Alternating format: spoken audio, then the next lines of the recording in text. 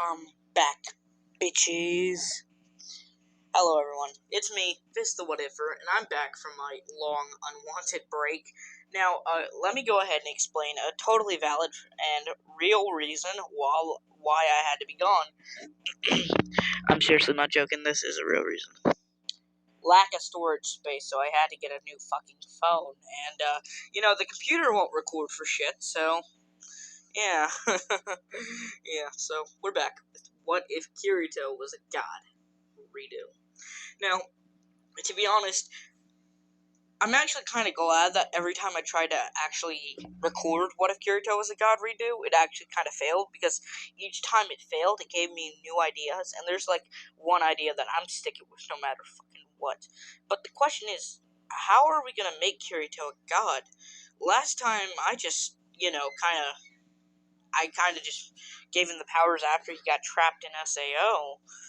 But this time, I feel like I gotta do something a bit different. I can't use the same format that I already have. So, now we're gonna go ahead and start.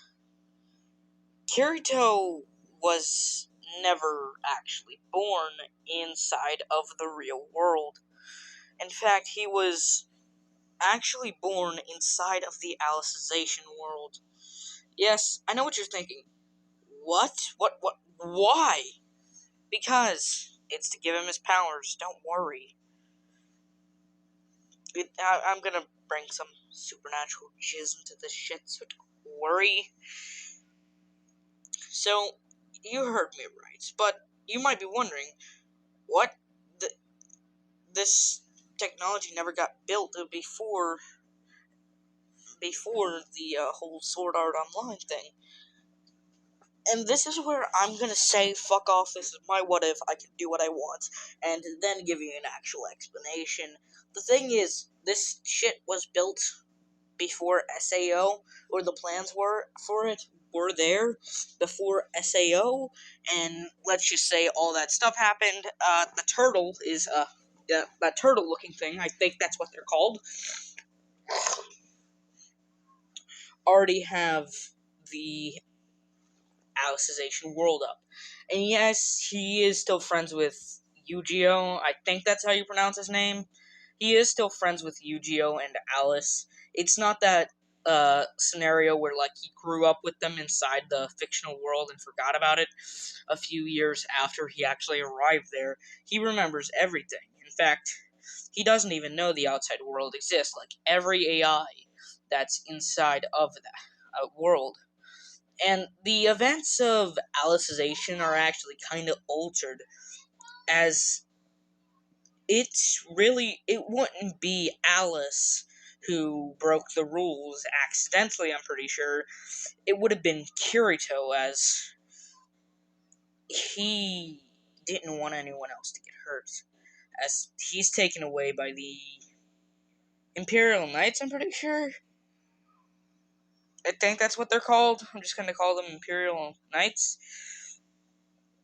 And he's taken to the capital. And you might be asking, but wouldn't this, like, skip an entire freaking arc? Like, literally 99% of Alicization?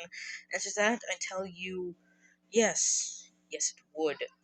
As a sacred art would have been performed by the purple-haired bitch, I don't remember her name, she's inconvenient, to erase the memories of everyone who knew them. So, he's absolutely nothing. The only thing that's left of him is a black sword that is stuck in the ground. Along with the tree, this black sword would also be very hard to pull out, and it would also be a job to, like, try to pull it out. It's not doing anything harmful, it's just a little reward, as it's so hard to pull, as this won't get pulled until Kirito comes back to Alicization, as Kirito would actually have been the center of programming in this entire world, which means if he left the world, the entire world's time would just go to canon, and he'd come back the same time he did, as he would then be taken to be forced to become an Imperial Knight. as we know, the sword on his back is not really a divine weapon, but I can classify it as one because my fucking what if. But that sword isn't the one stuck in the ground. It's actually the one he gets in Alicization. He has a sword that's from SAO. So he's forced to become an Imperial Knight, and he just does Imperial Knight things for the next 2 years. As this is when suddenly an error happened in the code. They found a way. They needed Kirito because they wanted their plans with Kirito, and it's still called Project Alicization. Kirito was just an unexpected dive bomb coming out of it, so they're just gonna use him or try to. But if he gains free will and doesn't want to do it, which he does have, they're not gonna force him to. Over the time, as Kirito being an Imperial Knight, he's fucking overpowered. Like, if he wasn't under the control of a purple-haired bitch, again, she's inconvenient to the story, he would have killed her already, as his blade is basically a blade that denies any immune. If, say, Kirito has this sword in his hand, and someone who's immune to metal, or, purple-haired bitch, gets struck by it, it's not gonna count, as it will just break the immunity and just strike and kill them anyway. Not like you could one-strike kill them, what Kirito could. But at the same time, while I'm doing this, I'm also kind of questioning, hang on. Sorry about that. As I was saying, his time being an Imperial Knight made him overpowered. As that's basically how he's going to get his powers. I'll explain them as they go on. Let's just say they're not going to fall under the same line as the sacred arts. They're much more powerful. Kirito's powers are a lot more powerful, to the fact that he doesn't have to chant shit to actually activate them, including the sacred arts. He doesn't have to chant anything. As a day came when the developers, I don't remember their fucking name, actually found out how to, break the mind control and try to get Kirito out of there. As the mind control would be broken, and Kirito immediately was enraged, remembering all the horrible things he did as an Imperial Knight. As we all know, this enraged state would honestly probably cause Kirito to have a breakdown, but that's not it. He goes Golden Eye God mode and I call hacks. Anyways, so basically when this happens, a yellow aura starts flowing out of him, like a massive aura, and every Imperial Knight notice this and go to see where it is, including purple-haired bitch, which I, again, don't remember her name. Her name to me is just purple-haired bitch. And they see Kirito. They act as if they're saying, "Oh, Kirito, you trying a new move?" As he then turns around to show a pissed face and golden eyes, and they would see a crystal on the ground shattered.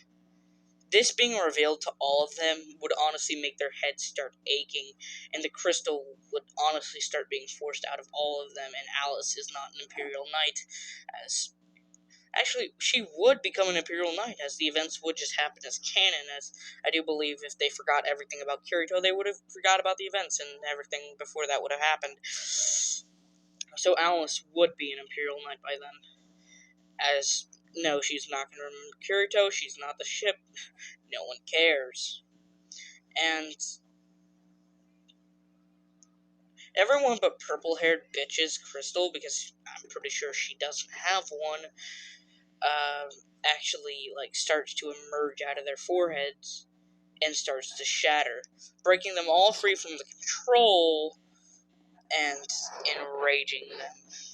As they would all turn around and look at purple-haired bitch, as Kirito would then draw his sword in, one of those epic anime fights where he just draws his sword slightly and then clanks it back into his sheath.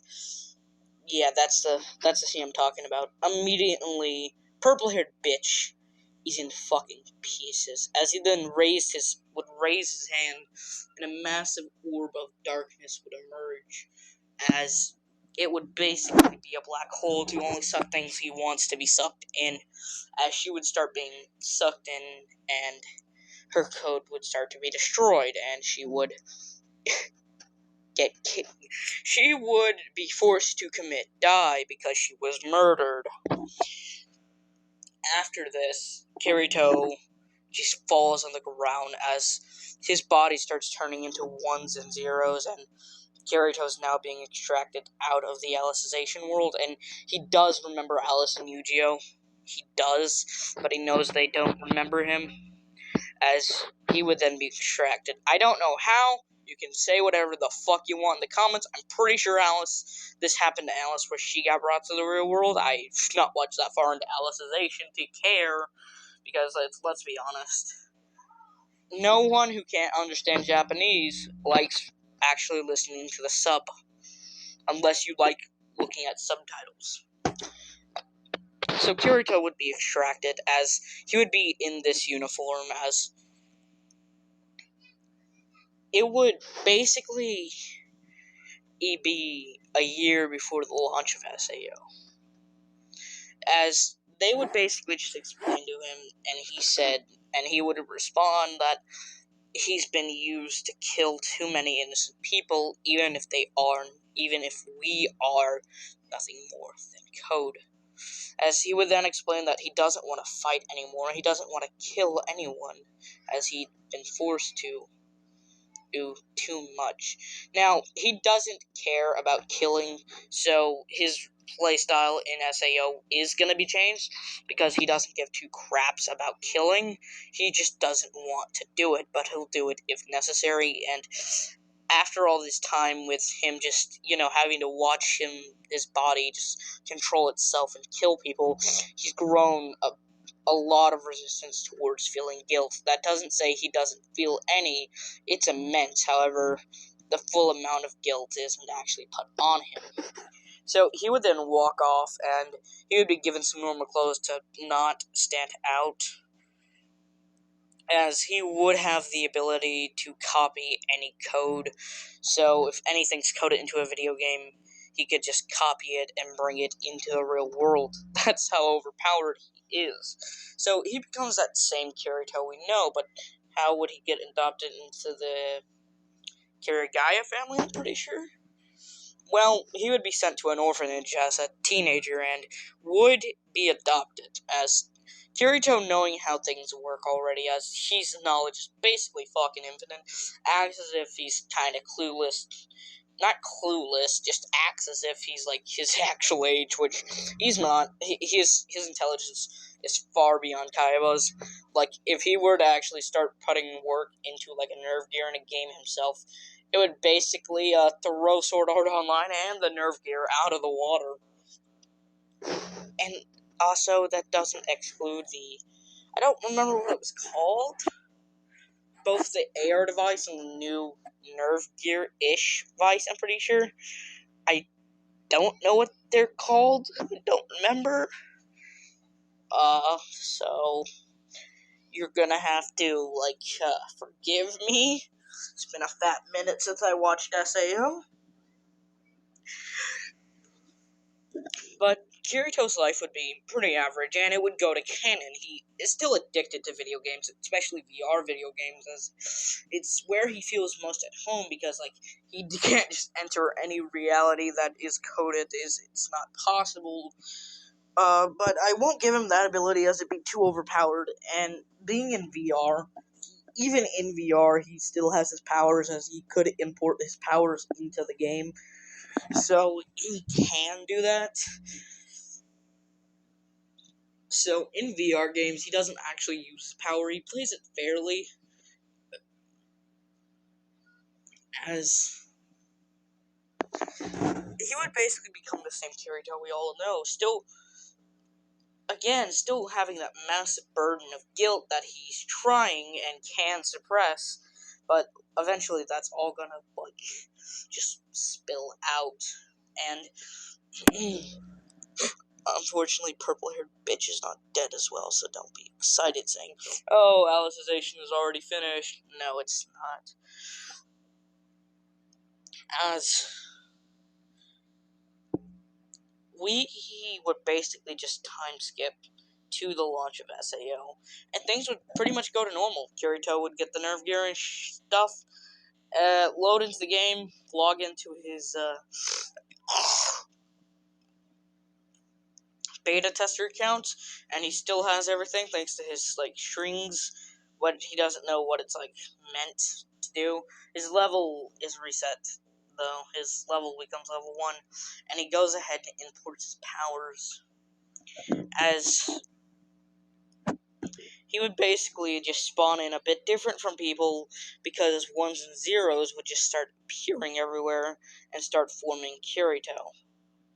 Now, before he could fully spawn, he knew this would actually get him kind of caught and kind of sussed out, so he ran away into an alleyway and fully spawned in, and then just started walking away as if nothing happened. As the events of SAO would pretty much go the same, with Kirito thinking, "Oh, this is going to be a nice experience," and,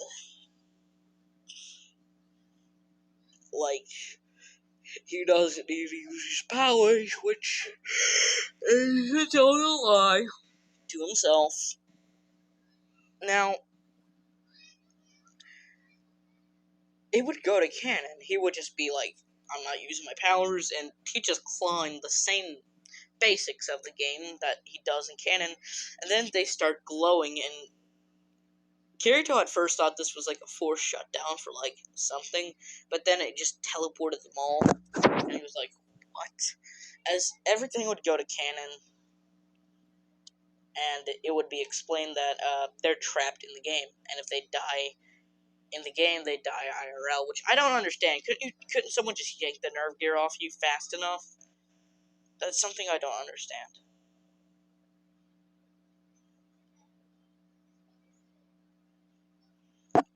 But anyways, I'm tired. I'm so fucking tired. But so that would pretty much go the same, and Kirito would be absolutely pissed, as his dark spear, a small dark spear, would basically be appearing in his hands, and basically that one scene from the Tournament of Power where the Haikai blast actually appears in Beerus' hand, and he just rips it out of rage, and that basically happens with him, as he would then scream out, "Kaiba, you bastard," as Kaiba would then say, well, if it isn't Kirito, the most prominent beta tester. If you got any farther, I'm pretty sure you would have found out something was odd. Good thing you never made it past it. Made it past that boss. Which, if you don't know by that boss, it's actually something from the Alicization world. Well, not really. It's basically I'm gonna say floor 30 because I don't want him just plowing through all the fucking floors, which, let's be honest, he could. He fucking could. But because of him being aware of Kirito's intelligence and knack for actually getting stronger, the bosses are a lot stronger in this. So, scratch the fact that he said Kirito, because I still want him to not be known yet. As basically for the next few weeks, it would go the same, meeting getting called, meeting going, meeting, and someone pointing out that Kirito was the one being talked to and saying that you should give us everything you have. And then Kirito said, "You also heard what he said. I got to the highest floor, which is floor 35. So if you want your damn information, I advise you shut up."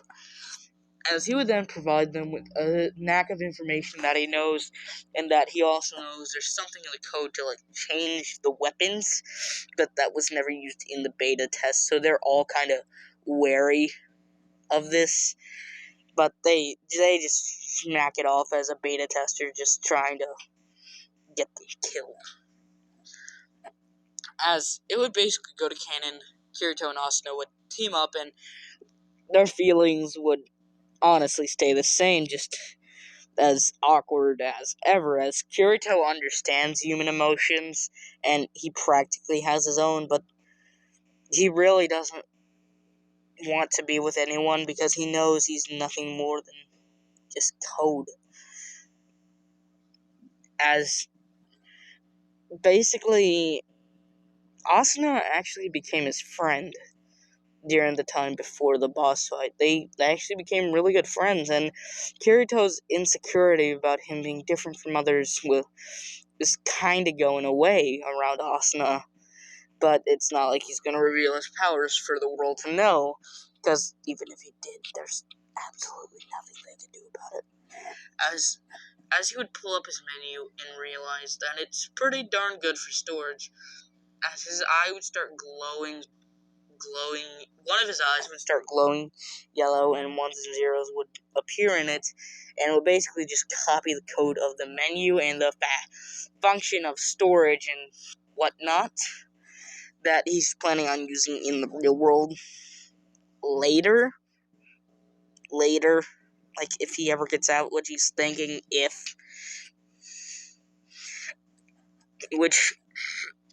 before you ask, doesn't he have the ability to log out? It's because, like, you made it like that the last season? I told you, I'm taking an entirely different route, which means he only has one life. Even though he's nothing more than code, his code would be destroyed, since characters get completely erased when they die, Kirito will also be erased when he dies. He won't respawn, and he can't log out. So, that's that. I hope, fucking hope that's that, actually.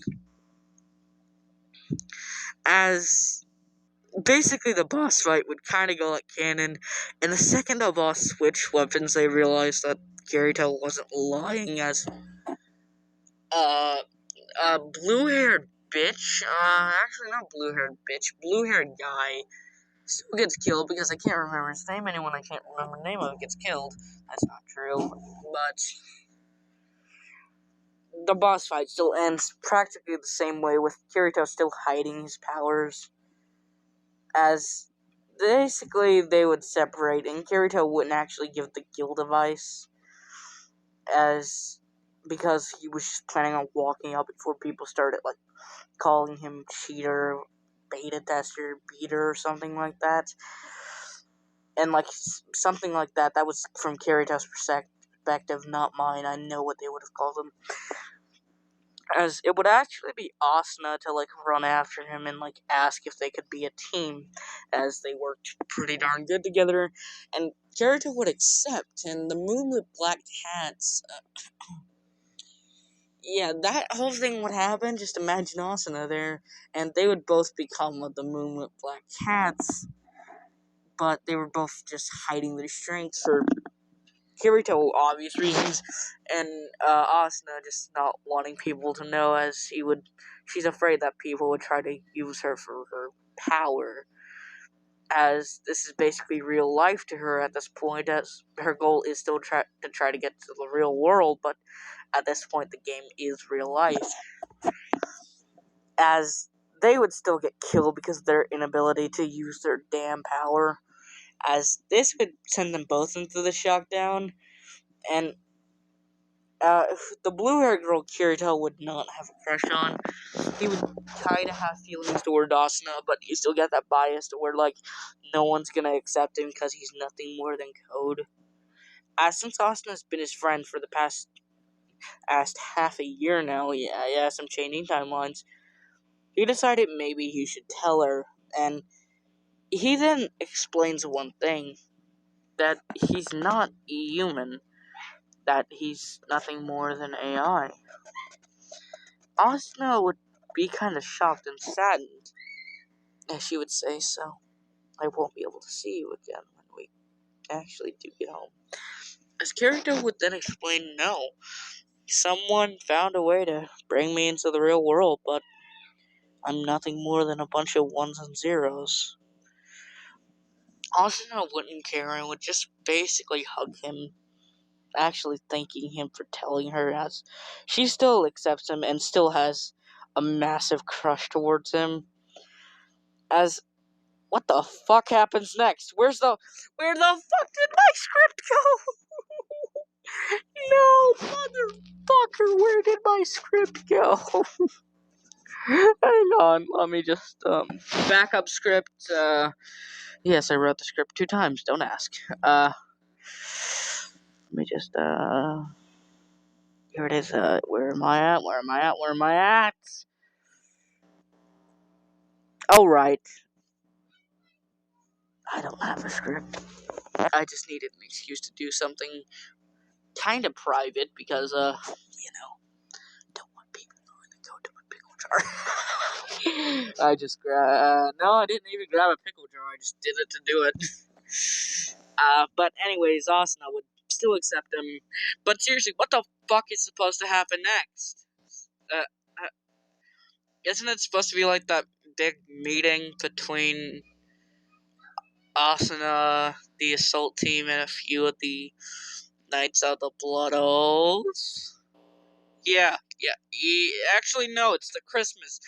It's Christmas time. As the Christmas thing would be like, they would both want it to actually see what someone was saying to them. Like, Asuna for like, they both are trying to like see what the blue-haired girl was saying to them because they're the only one that was saying something instead of screaming their ass off. And basically, they would get the item, and the whole mumbo jumbo would go down.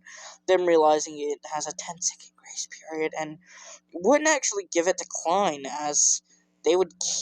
Kirito would keep it to ensure Asuna's safety, as he's not under the impression that he can't die. He's fully aware that he will be erased. Which, spoiler alert, it's kind of tragic. Not really. But, as something was happening to Kirito's body in the real world, as it would be in the hospital, and his body would start to glow, and a bunch of ones and zeros would inevitably appear on Kirito, as the Kirigaya family would have no idea what to do, and no, that creepy stepsister or cousin, I'm pretty sure, wouldn't have that crush on Kirito, as she's only known him for a year, not practically her whole life. As